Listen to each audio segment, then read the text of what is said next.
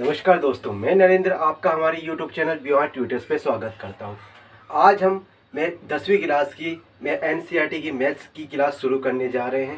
पहली क्लास में हमने इंट्रोडक्शन किया था, उसमें बताया था कि 10वीं क्लास का एग्ज़ाम पैटर्न क्या है, उसमें उनके हर चैप्टर के नंबर कितने हैं, मिनिमम नंबर कितने हैं, कैसे क्वेश्चन आते हैं, उन सब पे हमने बात की थी। और दोस्तों, मेरा ये इस साल का वादा है आपसे, अब की बार 10वीं हमारी होगी, आप लोगों की अपनी होगी। और मैंने पहले भी कह दिया है, जैसे कि अगर कोई बच्चा मेरे हिसाब से जैसे मैं पढ़ाता हूँ और वैसे तैयारी करता है तो 80 में से 75 नंबर तो उसके आकर रहेंगे। और अगर मेरी तरह मेरे जितने भी नोट्स तैयार कर लेता है तो कम से कम इतने तो आएंगे ही 75 में से। और अगर मैं एक्स्ट्रा एफर्ट करवाता हूँ, जैसे 2-2 क्वेश्चन हर डेली दूंगा, मैं 2-3 क्लासों के बाद 2-2 क्वेश्चन हर चैप्टर के दूंगा, उनका रिवाइज करता रहेगा और मेरे पढ़ाई हुए हिसाब से चलता रहेगा, तो उसके मैं ये गारंटी कह सकता हूँ कि 80 में से 80 भी दूर नहीं है। अगर उसके 80 में से भी 80 साइंस और मैथ्स में नहीं आए तो ये आप मेरी क्लास को पढ़ना छोड़ दीजिएगा। मुझे आप कमेंट कर देना, सर आपने कहा था, हमने तो आपने पढ़ाया जैसे पढ़ा और हमारे इतने नंबर नहीं आए। इन दोनों में मैं ये कहता हूँ कि आपके कम से कम 160 अगर मैं पढ़ाता हूँ जैसे चलते रहे तो ऐसे आ जाएंगे, अगर लेकिन फिर भी 150 नंबर तो आपके कहीं भी इन दोनों सब्जेक्ट में दूर नहीं है। बस करना आपको इतना है, जैसे मैं पढ़ाता हूँ बेसिक्स, आपको एक एक चीज़ लिखवाता हूँ, उनको नोट करते हुए चलिए और क्लास शुरू होने से पहले उनको रिवाइज कर लीजिए। डेली हम छोटी छोटी क्लास लेंगे, मैं एक साथ 2-3 घंटे की क्लास नहीं लूँगा, क्योंकि उससे आपको ही दिक्कत होगी, आपके समझ में कुछ नहीं आएगा जिससे आपको दिक्कत हो। मैं 20-20 मिनट की क्लास लेऊँगा जिससे कि आपको आसानी से चीज़ें समझ में आ सके और आप उनका घर में रिवीजन आसानी से कर सके। ठीक है, आप अपनी क्लास की शुरुआत करते हैं। हमारा क्लास का जो आज का पहला टॉपिक है वो रियल नंबर्स है, यानी वास्तविक संख्याएं हैं। चैप्टर नंबर 1 है। अब वास्तविक संख्याएं क्या होती है, रियल नंबर्स क्या होते हैं, इन सब पर हमें चर्चा करनी है कि ये सब होते क्या है। वास्तविक संख्याओं को समझने से पहले हमें कुछ चीज़ें समझनी जरूरी है। अगर मैं सीधा आपको ये बता दूं कि वास्तविक संख्याएं ये होती हैं, दोस्तों ना तो आपके समझ में आएगा ना मुझे समझाने में मजा आएगा। आपकी NCERT की किताब की फर्स्ट लाइन भी ये लिखी हुई है कि बच्चों आपने कक्षा 9 में पढ़ा था। अब कोई बच्चा ये भूल गया है कि उसने कक्षा 9 में क्या पढ़ा था, तो वो मैं चीज़ें रिवाइज कर देता हूँ जिससे कि वास्तविक संख्याएं आप लोग दिमाग में हमेशा के लिए घुस जाए, आप लोगों को कोई दिक्कत नहीं हो इस चैप्टर में। अगर वो चीज़ें मैं आपको नहीं बताऊँगा तो ये चैप्टर आपके लिए पूरा कन्फ्यूज रहेगा, कुछ चीज़ें आपको समझ में नहीं आएगी। इसलिए इस चैप्टर को शुरू करने से पहले मुझे कुछ चीज़ें समझानी है जिससे कि ये चैप्टर आपका पूरी तरह क्लियर हो जाए। ठीक है, अब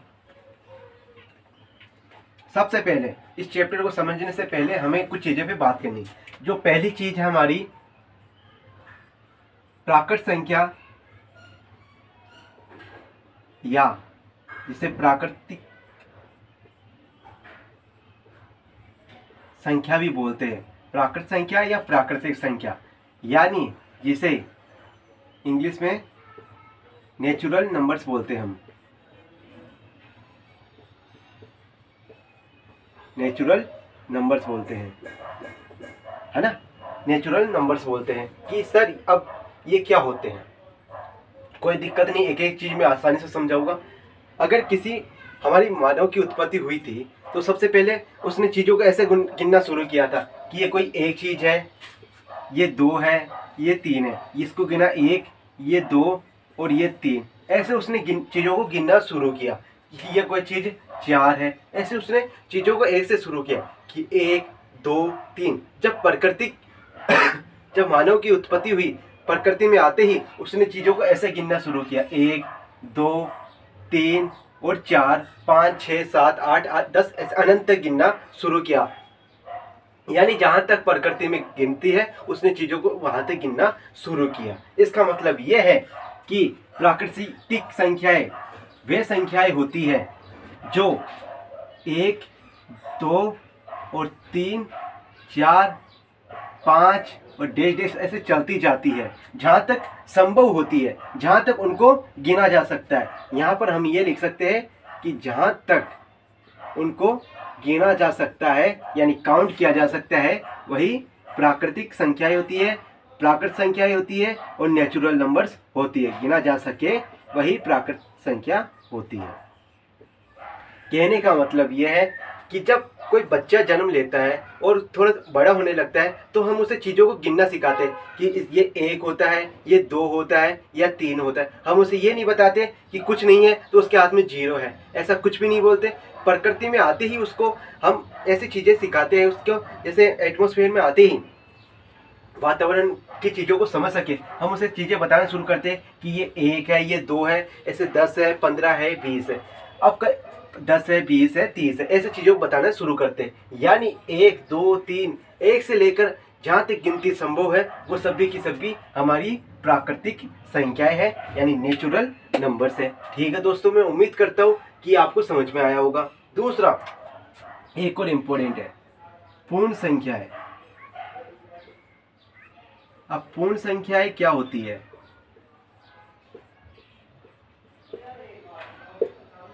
पूर्ण संख्या यानी होल नंबर्स क्या होते हैं? होल नंबर्स क्या होते हैं, इन सब पे हमें चर्चा करनी। अब इस पे चर्चा करनी, यहाँ तक तो ये था कि 1 2 3 4 5 जहाँ तक गिनती संभव है वो सभी की सभी प्राकृतिक संख्याएं हैं। अगर दोस्तों मैं इस प्राकृत संख्या में 0 को भी सम्मिलित कर लूँ यानी 0 1 2 3 4 और ऐसे संख्याएं चलती जाए तो वो मेरी पूर्ण संख्या होगी।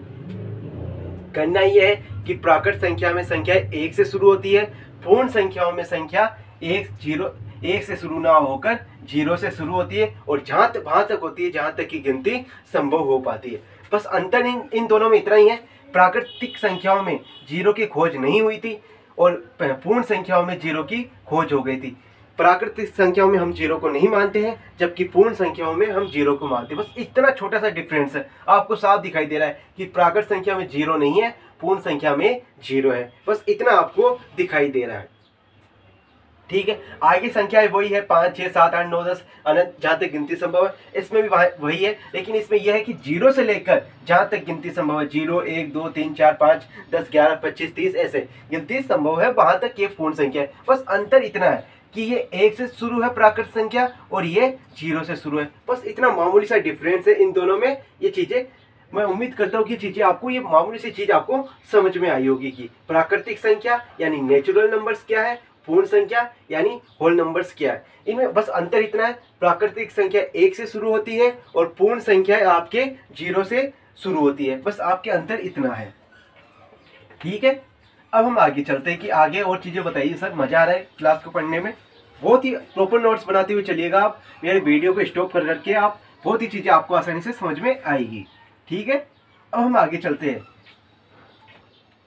कि आगे आपको जो याद रखना है या आपके लिए दिमाग में बिठाना है वो ये है। अगर सर ये तो 0 से 1 यहाँ तक हो गई, 1 2 3 प्लस की ओर, अगर सर माइनस की ओर भी हो तो उनको हम क्या कहते हैं? तो नंबर 3 आपकी ये है पूर्णांक संख्याएं।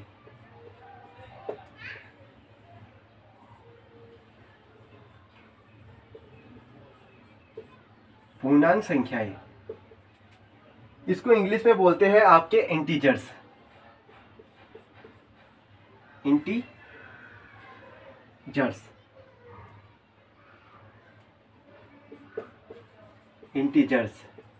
इंटीजर्स बोलते हैं आपको इंग्लिश में। इसके बाद इंटीजर्स क्या होता है या पूर्णांक संख्याएं क्या होती है उन पर हम बात करते हैं। ठीक है, अब पूर्णांक संख्याएं या इंटीजर्स वे होते हैं जो माइनस इन्फिनिटी से लेकर प्लस इन्फिनिटी यानी माइनस अनंत से प्लस अनंत तक होते हैं। ठीक है, अब चीज़ों को समझाइए सर। यानी कोई संख्या है माइनस इन्फिनिटी से लेकर, जैसे -3 -2 -1, यहाँ पे 0 आएगा और फिर 1 2 3 यहाँ से संख्या चलती चलती प्लस अनंत तक जाएगी।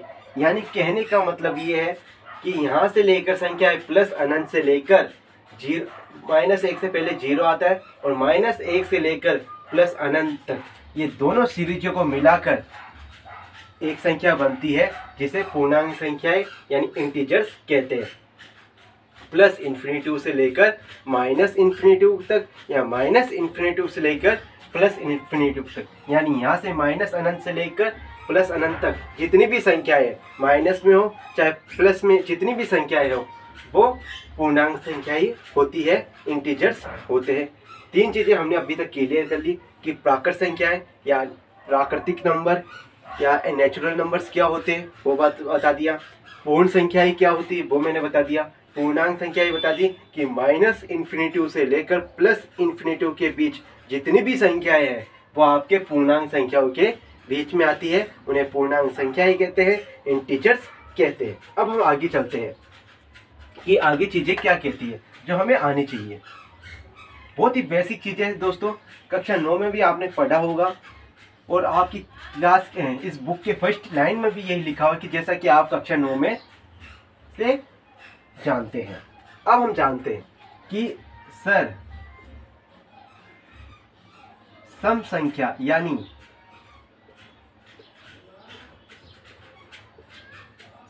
सम संख्या या इवन नंबर्स, सम संख्या या इवन नंबर्स क्या होते हैं। तो बहुत ही आसान है दोस्तों, जिन भी संख्याओं के अंत में जिन भी संख्याओं के अंत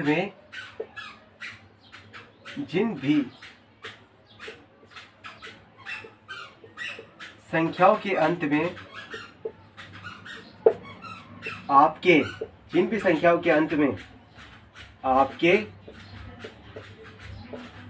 यदि 0 आ जाए, 2 आ जाए, 4 आ जाए, 6 आ जाए, 8 आ जाए, वे सभी के सभी आपके सम संख्या या इवन नंबर्स होते हैं। इतनी छोटी सी चीज़ आपको याद रख लो प्रकृति में, जिन भी संख्याओं के अंत में 0, 2, 4, 6, 8 आ जाए वो सभी की सभी सम संख्या है।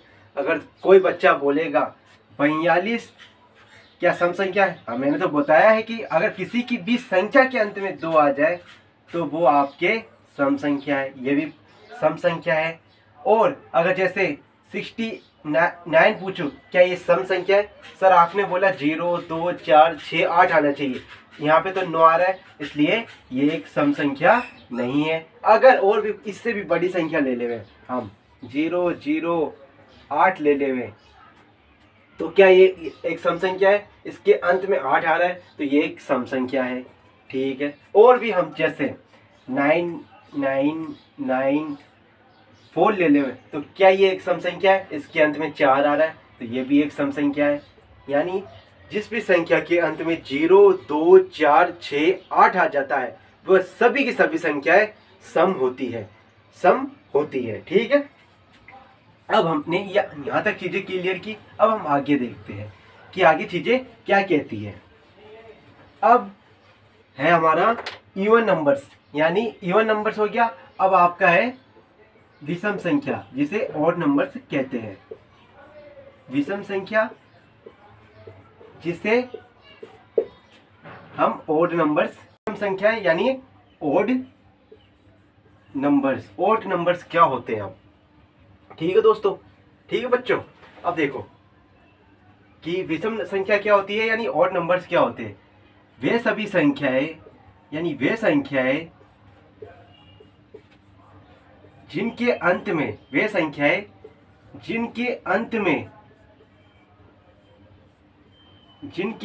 में अगर 1,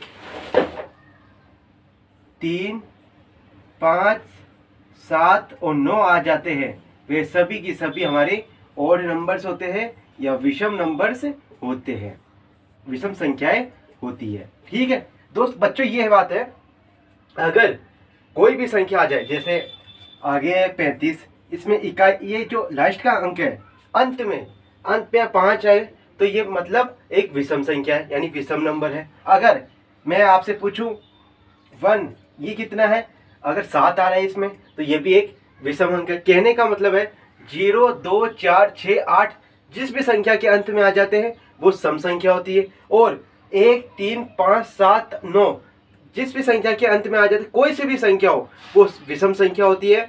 ऐसे जहाँ तक गिनती संभव है वहाँ तक ये सभी ठीक है। अगर 0 आता है या 2 आता है या 4 आता है या 6 आता है या 8 आता है तो वो सभी की सभी संख्याएं सम संख्या है। अगर जिन भी संख्याओं के अंत में 1, 3, 5, 7, 9 आता है वे सभी की सभी ऑड नंबर्स है, यानी विषम संख्याएं हैं।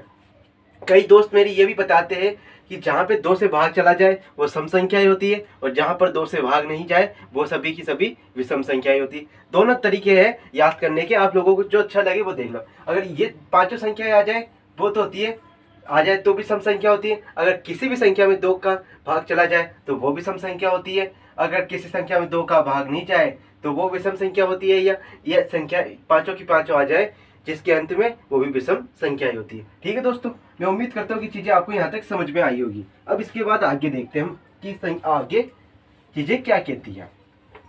दोस्तों ये चीजें बताना जरूरी है, अगर ये चीजें मैं आपको नहीं बताऊंगा तो हमारा चैप्टर है वो पूरी तरह कंफ्यूज रहेगा कि किस पैटर्न पे आधारित है, हमने क्या सीखा है, हमारी पिछली क्लासों में क्या सीखा है, किस पैटर्न पे हमारी क्वेश्चन आएगी इस चैप्टर में, वो सब एक कंफ्यूज में रहेगा, इसलिए चीजें समझना जरूरी है। ठीक है, इसके बाद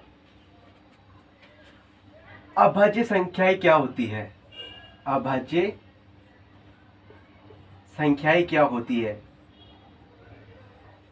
अभाज्य संख्या क्या होती है, या जिसे हम इंग्लिश में कहते हैं प्राइम नंबर्स क्या होते हैं। प्राइम नंबर्स क्या होते हैं, ठीक है, ये चीजें हमको बतानी। इसका अभाज्य संख्या में कहने का मतलब ये है कोई भी संख्या एक तो एक और स्वयं से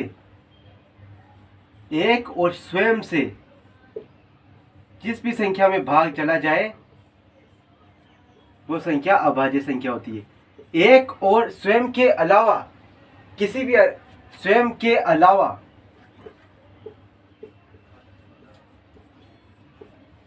कोई सी भी दूसरी संख्या का भाग नहीं जाता है तो वो सभी की सभी अभाज्य संख्याएं होती है। दोस्तों में ध्यान से देखो, एक और स्वयं के अलावा किसी भी संख्या का भाग नहीं जाता अभाज्य संख्याओं में। कहने का मतलब ये है, अगर मैं आपसे ले लूं 5 है तो इसमें आप सबसे पहले बताओगे सर 1 का भाग जाएगा, ठीक है, और 1 के बाद आप किसी और का बता सकते हो कि भाग जाएगा, तो आप बताओगे सर 5 का जाता है, यानी 5 ये इसी की संख्या है, यानी ये 5 एक अभाज्य संख्या है। एक और स्वयं के अलावा खुद मतलब जो संख्या है उसके अलावा किसी दूसरी संख्या का भाग नहीं जाता। ठीक है, कहने का मतलब ये है। अब जैसे अगर कोई बच्चा आपसे पूछ ले कि सर क्या एक अभाज्य संख्या है, तो एक बिल्कुल भी अभाज्य संख्या नहीं है, और जो सबसे पहली अभाज्य संख्या है वो 2 अभाज्य संख्या है, क्योंकि 2 में एक तो 1 का भाग जाता है और एक 2 का भाग जाता है, ये हो गया। इसके बाद 3 आता है, 3 में भी 1 का जाता है भाग और 3 का जाता है। इसी प्रकार 5 है, 7 है, और 9 में देखो दोस्तों एक तो 1 का जाता है, 3 का भी जाता है और 9 का भी जाता है, इसलिए 9 हमारी प्राइम नंबर्स नहीं है, 9 हमारा प्राइम नंबर्स नहीं है, 11 हमारा प्राइम नंबर्स है। ठीक है, और एक चीज आपको यहाँ पे एक चीज और नोट करके लिख लीजिएगा आप कि 2 एकमात्र सम अभाज्य संख्या है, एकमात्र सम संख्या है जो अभाज्य संख्या है, जो अभाज्य संख्या है और सबसे छोटी भी है अभाज्य संख्या। 2 एकमात्र ऐसी अभाज्य संख्या है जो सम भी है और सबसे छोटी भी है। ठीक है, 2 एकमात्र ऐसी अभाज्य संख्या है जो सम भी है और सबसे छोटी अभाज्य संख्या भी है। ठीक है, अब देखो सबसे पहला मैंने बताया कि 2 सबसे छोटी अभाज्य संख्या है, इसके बाद 3 है, इसके बाद 5 है, इसके बाद 7 है, 9 नहीं है, 11 है, फिर इसके बाद 12 में देखो 2 का भी भाग जाएगा, 1 का भी जाएगा, 3 का भी जाएगा, 4 का भी जाएगा, 6 का भी जाएगा और 12 का भी, इसलिए बहुत ज़्यादा संख्याओं के भाग जा रहे हैं। तो 12 हमारी प्राइम नंबर्स नहीं है, अभाज्य संख्या ही नहीं है। तो 13 में बताओ, 13 में एक 13 का जाएगा और 1 का जाएगा, इसके अलावा किसी और का भाग नहीं जाएगा। फिर 14 में भी 2, 7 और 14 है ना, इसलिए 14 भी नहीं है। 15 में 3 का जाएगा, 5 का जाएगा और 15 का, 15 भी नहीं है, 16 भी नहीं है, 17। इसी प्रकार ऐसी जितनी भी संख्याएं होगी जिसमें एक और खुद जो संख्या है उसके अलावा किसी दूसरी संख्या का भाग नहीं जाता, वो सभी की सभी अभाज्य संख्याएं हैं। इसमें मैंने बताया कि एक आपकी अभाज्य संख्या, एक ना तो भाज्य संख्या है ना अभाज्य संख्या है, और सबसे छोटी जो अभाज्य संख्या है वो 2 है, और एकमात्र सम संख्या है जो अभाज्य संख्या है वो भी 2 है। यहाँ तक बता दी, और मैंने आपको यहाँ से ये चीजें भी बता दी। ठीक है, इसके बाद हम आगे की ओर देखते हैं। इसके बाद देखते हैं कि चीजें क्या है, इसके बाद हमारा पैटर्न क्या है, और इसके बाद चीजें क्या आती है, उन सब चीजों को देखते हैं, है ना। अभाज्य संख्याएं हो गई हमारी कंप्लीट। अब हमारा है परिमेय संख्याएं। दोस्तों जैसे मैं चीज़ों को समझा रहा हूँ, आप प्रॉपर एक नोट्स बनाते हुए चलिएगा, चीज़ें बहुत आपको आसान लगेगी, और मैथ्स और साइंस से आपको बिल्कुल भी डर नहीं लगेगा, ये मेरा आपसे वादा है। और हर बच्चे के अच्छे से अच्छे नंबर दिला के रहूँगा, ये भी मेरा आपसे वादा है। बस आप मेरी क्लासों को जरूर देखिए, और उन्हें देखकर आप एक प्रॉपर नोट्स बनाते हुए चलिएगा और उनको रिवाइज करते चलिएगा। बहुत से कोचिंग सेंटर में ये कहते हैं कि बच्चे को इतने घंटे पढ़ना चाहिए, इतने घंटे सिलेक्शन होगा या पास होगा, इन सब चीज़ों पे हम हमारे चैप्टर समाप्त होने के बाद बात करूँगा मैं, क्लास खत्म होने के बाद, फिर देख, है ना। अभी हमारी क्लास खत्म होने दीजिए पहले आप। अब देखो, जैसे एक इसके बाद आता है परिमेय संख्या क्या होती है। परिमेय संख्या जो कि आपके कक्षा 9 में एक इम्पोर्टेंट टॉपिक था और फर्स्ट टॉपिक था, और जिसे अपन इंग्लिश में बोलते हैं रेशनल नंबर्स। रेशनल नंबर्स, अब ये क्या होता है, बहुत से बच्चों को याद भी है कि परिमेय संख्याएं वे होती है जिनको अपन P अपॉन Q के रूप में लिख सकते हैं, यानी P अपॉन Q मतलब अंश बटे हर के रूप में लिख सकते हैं, अंश बटे हर के रूप में लिख सकते हैं, या भिन्न के रूप में लिख सकते हैं, जिनको वे सभी की सभी परिमेय संख्याएं होती है। यानी 2/3 कुछ भी संख्याएं जिनको अपन P अपॉन Q के रूप में लिख सकते हैं, वे परिमेय संख्याएं होती है। 11/17 जैसे एग्जाम्पल के तौर पे ये है, और कुछ भी जैसे 21/28 ये कट जाएगा, ये तो है ना।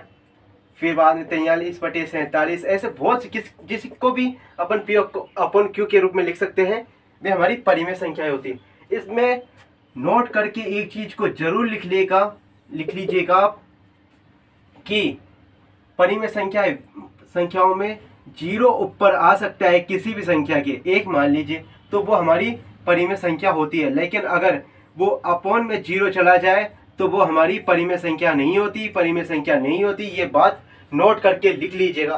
कहने का मतलब ये है, कोई भी संख्या अगर 0/7 है तो वो एक परिमेय संख्या है, लेकिन 7/0 आ जाता है तो वो एक परिमेय संख्या नहीं है, क्योंकि यहाँ से चीजें अनंत में चली जाएगी, और अनंत में चीजों को हम P अपॉन Q के रूप में नहीं लिख सकते। कोई भी संख्या हो, जैसे अगर 0/27 हो तो ये एक परिमेय संख्या हो सकती है, जो कि मैंने यहाँ पे बताया। 0 ऊपर चल सकता है, यानी अंश में चल सकता है, हर में नहीं चल सकता। ये एक परिमेय संख्या हो जाएगी। लेकिन 27/0 लिखते हैं तो ये एक परिमेय संख्या नहीं हो सकती। इस चीज को नोट करके लिख लीजिएगा। अपोन में ऊपर 0 चल सकता है, लेकिन नीचे 0 नहीं चल सकता। अगर नीचे 0 चल जाएगा तो वो परिमेय संख्या नहीं हो सकती, ऊपर 0 होगा तो वो एक परिमेय संख्या हो सकती है। ठीक है, मैं उम्मीद करता हूँ कि चीजें यहाँ तक आपको समझ में आई होगी। इसके बाद हम देखते हैं कि आगे इन रेशनल नंबर्स क्या होते हैं, अपरिमेय संख्याएं क्या होती है। अपरिमेय संख्याएं क्या होती है ना। इरेशनल नंबर्स क्या होते हैं, अपरिमेय संख्याएं क्या होती है, जिनको अपन P अपॉन Q के रूप में नहीं लिख सकते, वो हमारी अपरिमेय संख्याएं होती है। नहीं लिख सकते ना, जिनको अपन P अपॉन Q के रूप में, जैसे मान लीजिए पाई है, पाई को अपन P अपॉन Q के रूप में नहीं लिख सकते। और जिनके रूट, अगर रूट 3 है, रूट में उनके वर्गमूल नहीं निकलते हैं, जैसे √5 है, कोई भी जिसके वर्गमूल आसानी से नहीं निकलते हैं, है ना, वो है जैसे √7 है, ऐसे √11 है, ऐसे सभी संख्याएं जिनको अपन P/Q के रूप में नहीं लिख सकते, वो सभी की सभी अपरिमेय संख्याएं होती है। अपरिमेय संख्याओं के उदाहरण मैंने आपको बता दिए, ऐसे जिनके परफेक्ट वर्गमूल नहीं निकलते, यानी स्क्वायर रूट नहीं निकलते। यहाँ से ये एग्जाम्पल्स है, ऐसे बहुत से हैं, जैसे √13 है, √17 है, ऐसे खूब है एग्जाम्स है, जिनको एग्जाम्पल है ना, ठीक है, जिनको अपन P/Q के रूप में नहीं लिख सकते। चीज़ें यहाँ तक क्लियर हुई होगी। परिमेय संख्या और अपरिमेय संख्या के बीच में आप अंतर करना सीखे होगे, सम संख्या और विषम संख्या के बीच में अंतर करना सीखे होगे। अब हम चीज़ आगे की ओर चलते हैं कि आगे चीज़ें क्या कहती है। अब हमारे चैप्टर पे चलते हैं कि सर अब हमारे चैप्टर पे चलिए, बहुत हो गया ये तो, अब चीज़ें हमारी समझ में नहीं आ रही। अब देखो दोस्तों, अब वास्तविक संख्याएं क्या होती है, वास्तविक संख्याएं क्या होती है, जो हमारा चैप्टर है यानी रियल नंबर्स है, वास्तविक संख्याएं। दोस्तों जो अभी तक मैंने आपको बताया है वो सभी की सभी वास्तविक संख्या है, यानी रियल नंबर्स है। मतलब कहने का मतलब है कि जो मैंने सबसे पहले बताया आपको प्राकृत संख्या, वो भी एक वास्तविक संख्या है। इसके बाद मैंने बताया आपको पूर्ण संख्या, वो भी आपका एक वास्तविक संख्या है। इसके बाद मैंने बताया आपको पूर्णांक संख्या, वो भी आपका एक वास्तविक संख्या है। इसके बाद मैंने आपको सम विषम संख्या बताई, वो भी आपके वास्तविक संख्या है। इसके बाद मैंने आपको बताया 6 नंबर पे अभाज्य संख्या, वो भी आपके वास्तविक संख्याएं हैं। इसके बाद मैंने आपको बताया परिमेय और अपरिमेय संख्या, वो भी आपके परिमेय और अपरिमेय संख्या, वो भी आपके वास्तविक संख्या है। क्या दोस्तों इतनी चीज़ें अगर मैं आपको नहीं बताता तो क्या आपके चैप्टर समझ में आता कि चैप्टर कहना क्या चाहता है, चैप्टर के शब्द का मतलब क्या है, उसके इस टॉपिक का मतलब क्या है, क्या ये सभी चीज़ें आपको समझ में आती? अगर मैं आपको प्राकृत संख्या नहीं बताता या ये सब कोई सी भी चीज़ नहीं बताता तो क्या आपको समझ में आता वास्तविक संख्या क्या है? अगर मैं आपसे डायरेक्ट पूछता कि 0 क्या है, 0 आपसे पूछूं कि प्राकृत संख्या है या पूर्ण संख्या है, तो आप कंफ्यूज हो जाते। अगर मैं आपसे पूछूं कि 3 क्या एक अभाज्य संख्या है या नहीं है, तो आप कंफ्यूज हो जाते। क्या पाई और 0 में से परिमेय संख्या कौन सी है और अपरिमेय संख्या कौन सी है, तो आप कंफ्यूज हो जाते। इसलिए दोस्तों जो अभी तक मैंने चीज़ें बताई है वो एकदम प्रॉपर है, आप उनको नोट्स बना लीजिएगा और हमारा ये टॉपिक बहुत आसान तरीके से करवाऊंगा, बहुत इजी लैंग्वेज में आपको करवाऊंगा। ठीक है, आज कि हमारी क्लास यहीं तक है। इसके बाद हम कल की क्लास में जो बात हमारी चर्चा होगी वो होगी है यूक्लिड विभाजन, यूक्लिड विभाजन,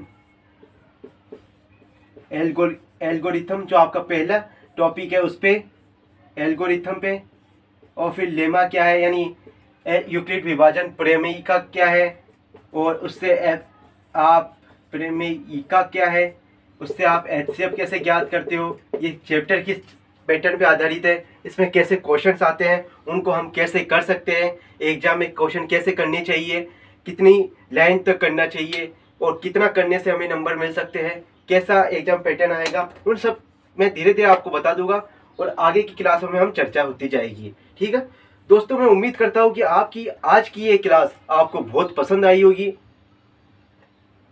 अगर दोस्तों आपको ये मेरी क्लास पसंद आई है तो आप इसे ज़्यादा से ज़्यादा शेयर कीजिएगा और हर ज़रूरतमंद को ये मेरी क्लास पहुंचाने की कृपा कीजिएगा। हर बच्चे के पास शिक्षा पहुंचनी चाहिए। इस समय हर बच्चा ये हमारी BOR ट्यूटर्स की जो हमने ऑनलाइन क्लासेस चलाई है 10वीं क्लास की मैथ और साइंस की, अगर आप लोगों का और हमें सपोर्ट मिला तो हम 12वीं में साइंस मैथ्स की भी क्लासेस जरूर चलवाएंगे। ये आपको सपोर्ट करना है हमें। अगर आपको मेरी क्लास पसंद आई है तो आप ज़्यादा से ज़्यादा लाइक कीजिए, सब्सक्राइब कीजिए और शेयर कीजिए। जय हिंद, जय भारत।